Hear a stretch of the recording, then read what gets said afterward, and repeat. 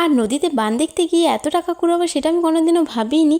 আর কত কি টাকা কুড়ালাম চলো তবে জানতে হলে কিন্তু পুরো ভিডিওটা দেখতে হবে। চলো তবে প্রথম থেকে ভিডিওটা শুরু করা যায়। তো বন্ধুরা আজকে কিন্তু নদীতে বান এসেছে অনেক, তার জন্যই যে দুই বোনে কিন্তু বান দেখতে পুরো বেরিয়ে পড়েছি। আর এই রাস্তা দিকেই কিন্তু আমাকে বান দেখতে যেতে হবে। আর চারদিকে দেখো ঝোড়, মানে পাশগুলো দেখো সর গাছগুলো রয়েছে, ওই পাশের মধ্যে দেখো একটা রাস্তা আছে। আর এই বনুটার ঢং দেখো একবার। আর আমি নদীকে এসে দেখছি এত বান এসেছে, সত্যি আমি দেখেই অবাক হয়ে গিয়েছি। আমরা সকালে একবার এসেছিলাম, এত বান আসেনি। আর এই দেখো মেঘটা ফর্সা করেছে, জল হয়নি, এই কিছুক্ষণ আগে জলটা থামালো, 5:30 বাজছে।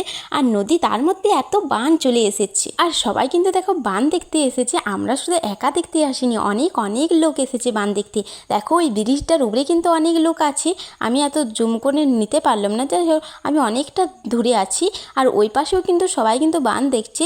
আর দ্বারকেশ্বর নদীটা যেহেতু অনেক বড়, তাই ওই পাশের মানুষগুলোকে কিন্তু লিয়া যাচ্ছে না, এই এত বানের জন্য নৌকাও কিন্তু বন্ধ হয়ে গিয়েছে। তারপরে কিন্তু এই যে বান দেখে বাড়ি চলে যাচ্ছি। আর হেঁটে যাওয়ার পথেই কিন্তু আমরা এই যে 20 টাকা দেখো কুড়ি পেয়ে গিয়েছি।